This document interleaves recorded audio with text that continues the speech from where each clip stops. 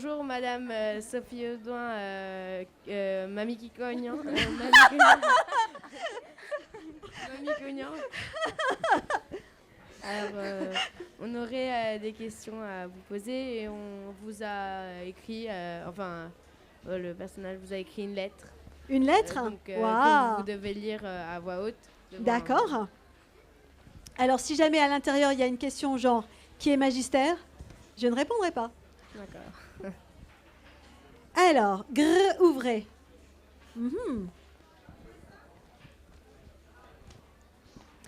Chère Sophie Audouin, elle a été prudente, elle n'a pas marqué Mamie Cognant en fait. C'est moi, Katrina. Oui, je sais, vous pensez sûrement que je ne suis pas celle qui a le plus de grandes raisons de se plaindre. C'est pourtant ce que je vais faire. J'aimerais d'abord vous demander pourquoi avez-vous donné à Tyler une image cruelle et légèrement Naïve. Je t'ai étonnée aussi. Pourquoi n'avez-vous pas fait tomber amoureux de 2 garçons ennemis? Pourquoi m'avez-vous fait tomber amoureuse de 2 garçons ennemis? Ah, pourquoi m'avez-vous fait tomber amoureuse de 2 garçons? Tu es tombée amoureuse des 2? Katrina, c'est pas moi, Katrina. D'accord. Ah non, mais je pensais que tu t'appelais comme mon héroïne. Non. J'étais un peu étonnée. C'est pas moi qui fais la lettre non plus. D'accord. D'accord, parce que je me disais qu'à son âge, elle écrivait qu'elle était tombée amoureuse de 2 garçons en même temps. Si tu veux, j'étais un peu étonnée. Et super en avance quand même. Hein. Donc, d'accord. Pourquoi est-ce que... En fait, tu sais, je pense que si jamais il y a une planète dans laquelle les héros se réincarnent, des livres, je pense qu'ils vont avoir beaucoup de comptes à me demander, puisque je leur fais soubir. Pourquoi m'avez-vous fait tomber amoureuse de 2 garçons ennemis? Ouais, elle n'est pas hyper amoureuse. Elle les aime bien, mais elle est surtout amoureuse d'Indiana quand même. Hein. Pourquoi martyrisez-vous mon père? J'adore. Je fais souffrir les adultes. Je pourrais continuer, mais je compte bien m'arrêter là. Bon, il est vrai que vous m'avez permis de rencontrer des personnes très gentilles et protectrices, comme Nanny, Chuck, et j'en oublie bien d'autres. Je vous pardonne à moitié. Mais je veux juste des vacances. Ah là, c'est mal parti. Hein. Ah, c'est super mal parti. Surtout dans le tome 2, après ce qui lui est arrivé, là. Ouais, on est très, très mal parti. Je ne vous demande pas d'arrêter votre histoire, juste de la calmer quelque temps. Amicalement, Katrina. Oh, il y a un dessin. Oh, un jour, j'ai voulu dessiner. En fait, mes filles avaient 4 et 7 ans. Et je leur racontais une histoire qui était l'histoire de la vache Marguerite, qui était une vache indienne qui avait des oreilles qui tombaient. Et donc, elle avait plein de problèmes avec les vaches européennes. Et donc, mes filles me disent « Est-ce que tu pourrais, maman, s'il te plaît, nous dessiner la vache Marguerite ?» Bon, moi, je dis « Bon, ok, on va dessiner la vache Marguerite, si vous voulez. » J'étais un peu embêtée parce que je ne sais pas dessiner du tout. Donc, je leur dessine la vache Marguerite avec ses oreilles qui tombaient. Elles regardent ma vache, elles me regardent, elles re-regardent ma vache et elles me disent en même temps, hein, en même temps, « Oh, maman, qu'est-ce qu'il est joli, ton éléphant !» Ce jour-là, j'ai compris que définitivement, mon talent était dans l'écriture, pas dans le dessin. Mais merci pour cette lettre, elle était très drôle. Je vous écoute. Je suis prête à répondre. Alors, on avait des questions. Donc, comment est-ce que vous avez eu l'idée d'écrire le livre Indiana Taylor? En fait, j'ai vu un film qui s'appelait Le Loup-garou de Londres, il y a de cela une dizaine d'années, qui était très drôle, où il y avait un type qui se faisait tuer et qui se décomposait au fur et à mesure. Alors, je ne sais pas pourquoi. Ça m'a amené à m'intéresser au film de loup-garou. Et c'était toujours la même chose. À chaque fois, c'était un pauvre type ou une nana qui se faisait mordre, qui devenait un loup-garou et qui devait lutter contre lui-même ou elle-même pour ne pas manger tous ses copains. Donc, tu vois, je trouvais que c'était un peu banal, en fait. Donc, je suis partie à contrario de ce mythe. C'est-à-dire que j'ai imaginé, en fait, Mowgli dans le livre de la jungle, quand il est élevé par les frères loups, donc de Rudyard Kipling. À un moment, bien évidemment, les frères loups lui disent qu'il va falloir qu'il vive avec les humains, parce que ce n'est pas tout à fait l'adaptation qu'en a fait Walt Disney. Ils ont pris beaucoup de raccourcis. Et lui, évidemment, il est triste, mais il sait qu'il doit prendre son héritage humain. Donc, ce que j'ai fait, c'est que j'ai imaginé que Indiana, finalement, était un espèce de Mowgli qui était élevé par des loups-garous, mais qui n'était pas lui-même un loup-garou. Et par conséquent, à un moment ou à un autre, devait revendiquer son héritage humain et par conséquent aller vers les humains dans une université. Et c'est là où il se rend compte qu'il est bien plus loup-garou qu'il ne le pense, et en même temps très humain. Et il découvre un petit peu comme Mowgli le découvre, ce que sont les humains et qu'est-ce que lui, en tant qu'humain, va pouvoir gagner, va pouvoir apprendre en vivant avec les humains, tout en étant menacé par d'autres loups-garous. Donc, et donc il doit défendre son clan et en même temps il doit défendre les humains. Donc voilà, c'est comme ça que tout a commencé, donc à cause d'un film. Vous préfériez être loup-garou ou rebroustant? Moi je préférais être loup-garou, ils sont super beaux, attends. Attends, ils sont tous ou top modèle ou machin et tout, etc. Charlize Theron à côté, c'est de la rigolade. Hein. Pourquoi tous vos personnages principaux dans Tara Duncan, Indiana Taylor et La couleur de l'âne des anges ont moins de 25 ans environ? Je pense que c'est dû au fait que j'ai dû m'arrêter à l'âge de 14 ans intérieurement et que j'ai jamais grandi, donc du tout, j'ai tendance à faire des héros jeunes. Pourquoi avez-vous décidé d'écrire des romans et non pas des BD? Alors, d'une part parce que je ne sais pas dessiner, si tu veux, ce qui est déjà une bonne raison.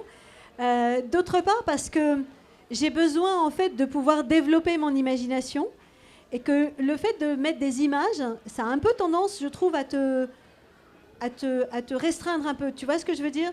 Oui. Moi, j'ai besoin de mots en fait. J'ai besoin vraiment d'ouvrir mes ailes. Et à moins de 500 pages, si tu veux, je ne sais pas faire. Donc, une BD, ça en fait quoi, 110 ou un truc comme ça, même pas. Et c'est super trop court pour moi. Donc, c'est pour ça que... Mais j'ai fait des BD quand même, puisqu'en fait, il y a eu des adaptations de mon dessin animé en BD, donc il y a quand même des BD. Ah oui, est-ce que vous identifiez à un de vos personnages ou plusieurs? En fait, quand j'ai écrit Tara Duncan, par exemple, je m'identifiais à Tara, puisque je l'ai écrit, j'avais 25 ans. Et donc je m'imaginais quelques années plus tôt, née à Nombril avec un dragon et ne sortant aucune épée ni aucune armure et partant à toute vitesse avec le dragon derrière moi. Donc effectivement, je m'étais identifiée à Tara. Pour Indiana, non, parce qu'en fait, Indiana, c'est un garçon. Donc au début, c'était un petit peu difficile parce que je l'ai écrit à la première personne du singulier. Et alors donc, c'était super girly au début. Parce que j'avais l'habitude d'écrire Tara Duncan, alors que Indiana, il fallait qu'il ait des réactions de garçon.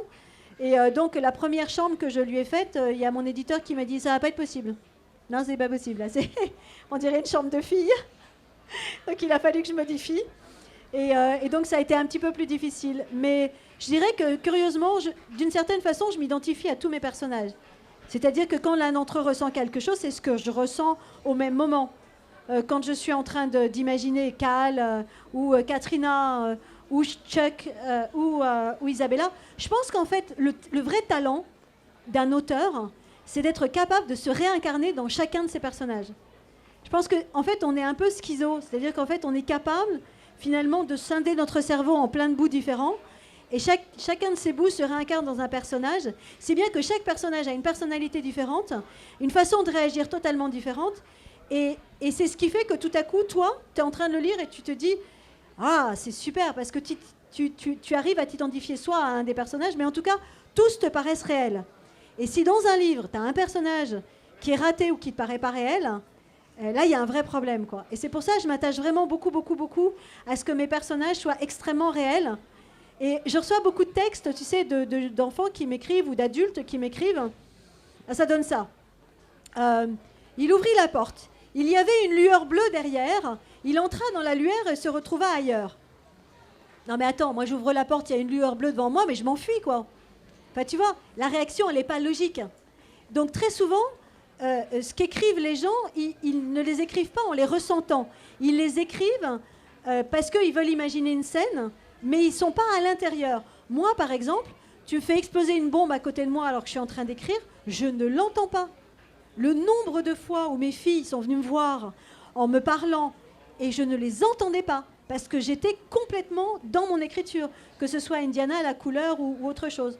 Donc dans ce cas-là, elles ont trouvé le truc, elles me retirent mon clavier. C'est la seule solution qu'elles ont trouvée pour m'obliger à prêter attention au fait qu'il y a quelqu'un qui me parle.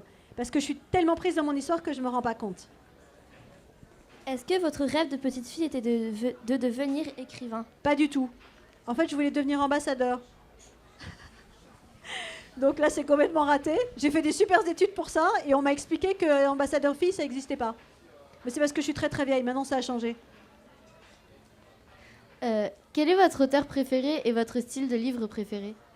J'ai toujours aimé la fantaisie. Quand j'étais petite, j'étais la seule en fait dans mon école à lire Tolkien et à lire des comics comme les X-Men.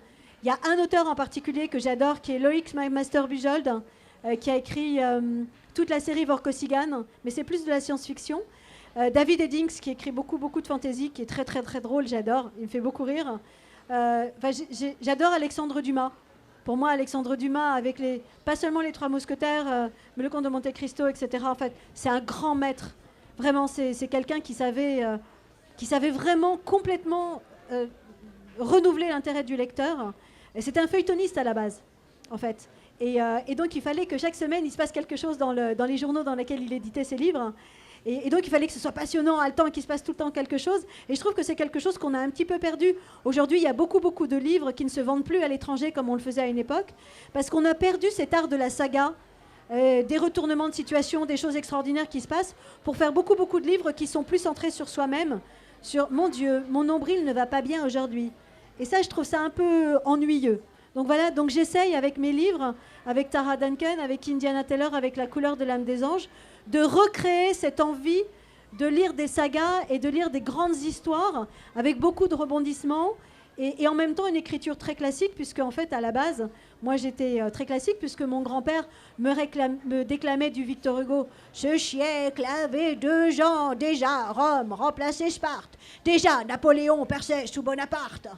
Et donc, j'ai été élevée avec une culture très très classique qui fait que mon écriture est classique, même si ma façon de raconter ne l'est pas du tout, parce que, évidemment, il y a beaucoup de rebondissements, il se passe beaucoup de choses. Quel est votre lieu préféré pour écrire? Ma bibliothèque, j'ai 12 000 livres chez moi. Ouais, ça fait beaucoup. En fait, dans le clip que nous avons créé pour le dessin animé, Sorcelière, que tu peux voir sur YouTube, au début, c'est moi qui suis filmée, en fait, parce que Tara sort de mon écran d'ordinateur, et toute la bibliothèque que tu vois dans le clip, c'est ma bibliothèque. En fait, ils sont venus filmer chez moi. Et j'ai fait créer cette bibliothèque par un pauvre menuisier qui a mis 6 mois. Et j'ai mes 12 000 livres, tout ce que j'ai lu depuis l'âge de 12 ans, qui sont à l'intérieur. De quoi vous aviez le plus peur? Vous aurez le plus peur? De quoi j'aurais plus peur? Rencontrer un vampire. Ça me plairait pas du tout, un vampire. Ou alors un zombie. Depuis que j'ai vu Walking Dead, j'ai un peu de problème avec les zombies. Les zombies, c'est moins beau que les vampires. Hein. Ouais, non mais ni vampire ni zombie. Non mais je pense que j'aurais très très peur en fait. Pour vous, écrire, c'est une passion ou un métier? Les deux. C'est-à-dire que même quand j'étais pas écrivain, j'écrivais. Donc je suis incapable de vivre sans écrire en fait. C'est vraiment un besoin. Pourquoi l'histoire se déroule-t-elle en Amérique et pas en France? Parce qu'en France, va coller 200 loups sans qu'ils se fassent descendre tout de suite par les fermiers du coin. Non, c'était pas possible. Les meutes étaient trop importantes. Il fallait que j'ai un grand espace. Et il se trouve que le Montana avec le Wyoming sont deux en fait des endroits, des États aux États-Unis où tu as le plus grand nombre d'hectares pour le moins grand nombre d'habitants. Tu as 36 millions d'hectares en fait pour 1 million d'habitants. Donc en fait, tu peux faire des kilomètres et des kilomètres et des kilomètres sans rencontrer personne. Donc il était logique qu'en fait, ils mettent le ranch là-bas de façon à pouvoir chasser tranquillement. Quelles seraient vos vacances de rêve? Oh, pas sur Autre Monde. Est-ce que j'aurais trop peur de me faire croquer par un draco-tyrannosaure? Mes vacances de rêve? Écoute, celles que je passe avec mon mari et mes enfants en voyageant dans le monde entier. J'ai déjà des vacances de rêve. D'accord. Vous nous avez dit tout à l'heure que vous aviez déjà lu des livres de loup-garou, donc vous vouliez faire le contre-pied. Mais est-ce que vous êtes quand même inspiré de livres de loup-garou que vous aviez lus? Pas du tout. Pas du tout. Pas du tout.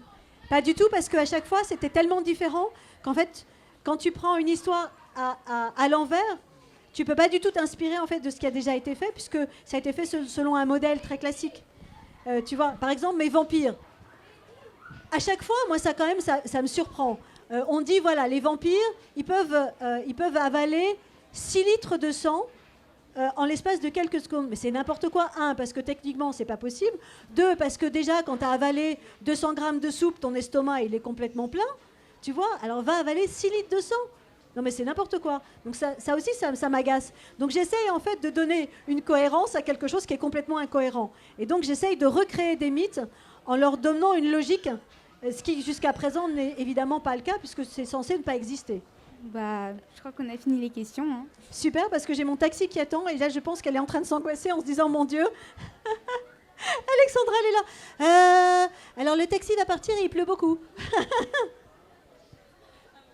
Un peu ça, voilà. Le carnet. Alors, on va vous demander de mettre un petit mot dans le carnet. Merci beaucoup. Dialogue.